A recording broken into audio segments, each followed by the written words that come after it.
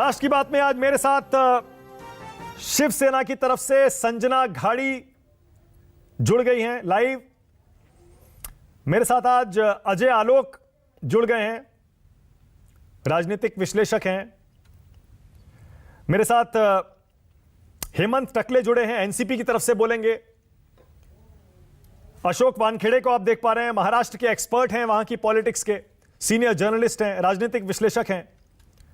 और मेरे साथ डीके दुबे जुड़ रहे हैं, जो कि संविधान विशेषज्ञ हैं, सुप्रीम कोर्ट के वकील हैं।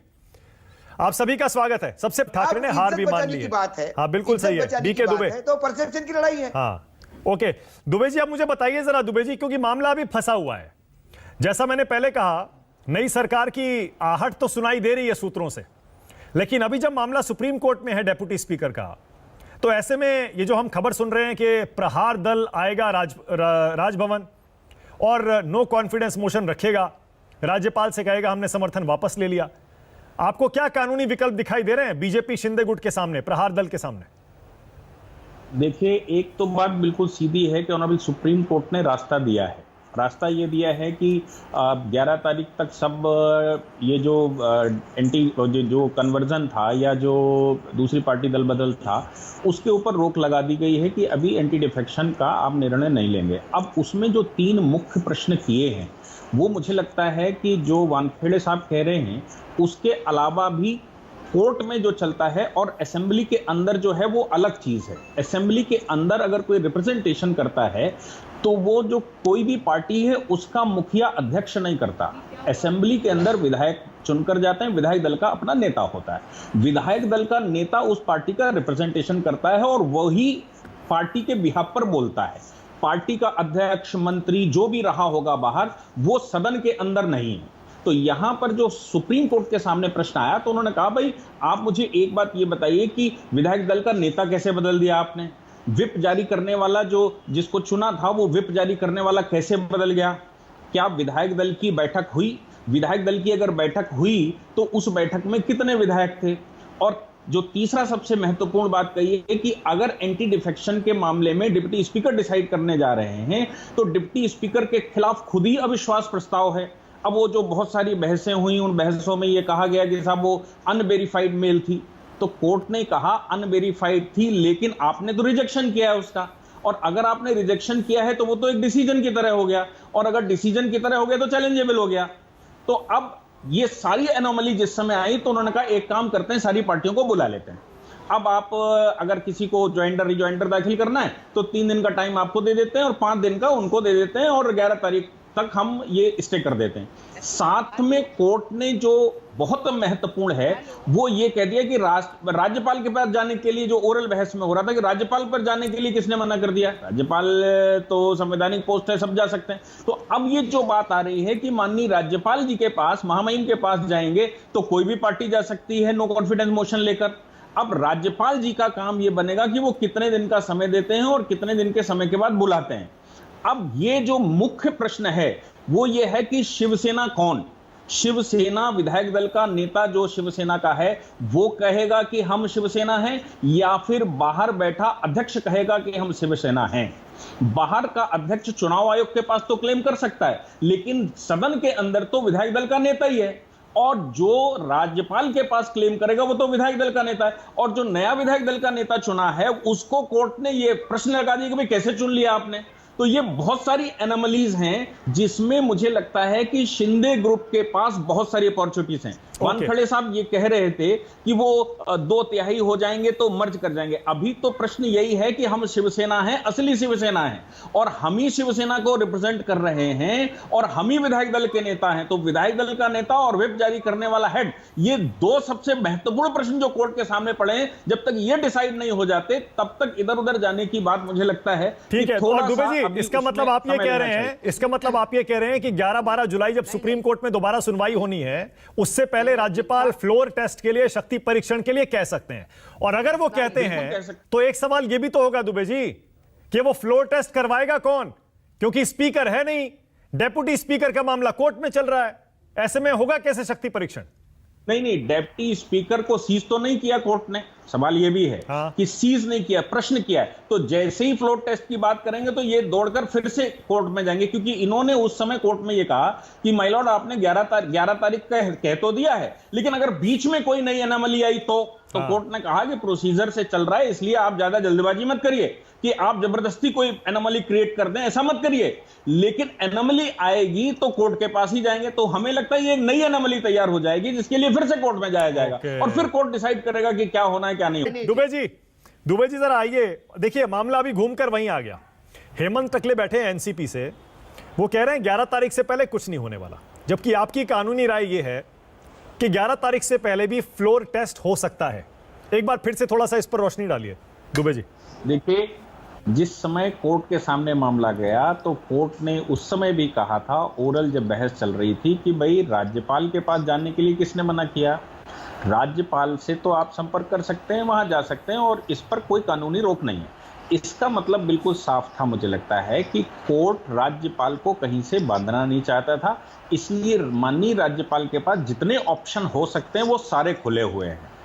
अब जो एनोमली है ना, आप नमाम तुकी वाली सरकार के मामले में देखेंगे या इस तरह की सरकारें नहीं कि राज्यपाल ने डिसीजन ले लिया और बता दिया कि भाई यहाँ फ्लोर टेस्ट करवा लो, तो उन्होंने कहा हमें सफिशिएंट टाइम नहीं मिला, राज्यपाल ने अचानक बुला लिया, राज्यपाल ने इनको शपथ दिलवा दी। इस तरह की बहुत सारी एनोमलीज हो सकती हैं, लेकिन अभी माननीय राज्यपाल जी के पास ऑप्शन खुला हुआ है और माननीय राज्यपाल उस पर निर्णय ले सकते हैं। हाँ, ये जरूर है कि वो घर पर निर्णय नहीं ले सकते, निर्णय के लिए वो इनिशिएट करेंगे और इनिशिएट करने के बाद ये सदन के पटल पर डिसाइड होगा जो भी होना है। हाँ। क्योंकि इसमें कोई दोहराए नहीं, ऑनरेबल सुप्रीम कोर्ट हर बार कह चुका है कि राज्यपाल के घर पर नहीं डिसाइड होगा, ये सब कुछ पटल पर डिसाइड होगा। लेकिन दुबे जी ये भी तो है ना, अगर वो फ्लोर टेस्ट डेप्यूटी स्पीकर कराते हैं तो जाहिर है फिर डेप्यूटी स्पीकर के हाथ में ये मसला भी तो जाएगा कि असली विधायक दल शिवसेना का कौन सा है, ये 2/3 बागियों वाला है या ठाकरे वाला है?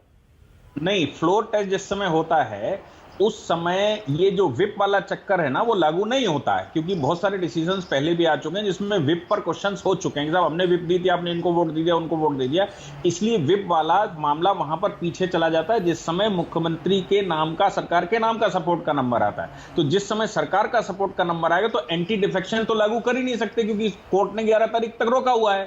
तो अगर डिप्टी स्पीकर भी बैठे हैं तो जो 14-16 विधायकों की ये बात कर रहे हैं वो तो वोट तो डालेंगे ना, क्योंकि वो तो एंटी डिफेक्शन पर अभी ला ही नहीं सकते हो। अशोक वानखेड़े कुछ कहना चाह रहे थे, फिर आ रहा हूं अजय आलोक।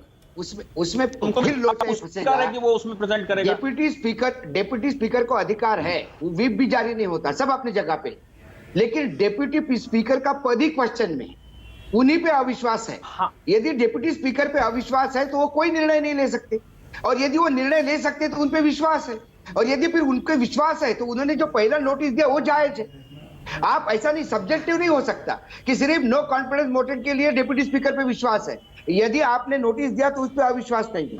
इसलिए मैंने कहा कि 11 तारीख तक ये लोचा फंसा रहेगा और कुछ नहीं। अजय आलोक अभी मामला फंसा हुआ है, अभी बीजेपी को इंतजार करना पड़ेगा सरकार बनाने के लिए, और ये सिर्फ अपने कार्यकर्ताओं, अपने विधायकों में जोश भरने के लिए देखिए, ये सरकार का फॉर्मूला, मंत्रियों के नाम दिए जा रहे हैं। देखिए, जहां तक सुप्रीम कोर्ट के ऑर्डर को जो मैंने पढ़ा है उसमें बड़ा साफ साफ सुप्रीम कोर्ट ने मेंशन किया था कि अगर फ्लोर टेस्ट की कोई बात होती है तो हमारा दरवाजा हमेशा खुला हुआ है, आप हमारे पास आइएगा। उसी बात पे ये कयास लगाए जा रहे थे कि शिवसेना अगर फ्लोर टेस्ट की बात राज्यपाल करेंगे तो वो सीधे सुप्रीम कोर्ट जाएगी। संविधान में इसकी व्यवस्था है कि जगह डिप्टी स्पीकर पे मामला चल रहा है और सुप्रीम कोर्ट को पूरी शक्ति है कि वो प्रोटेम स्पीकर अपॉइंट कर सकती है और वही चुनाव करवा सकते हैं।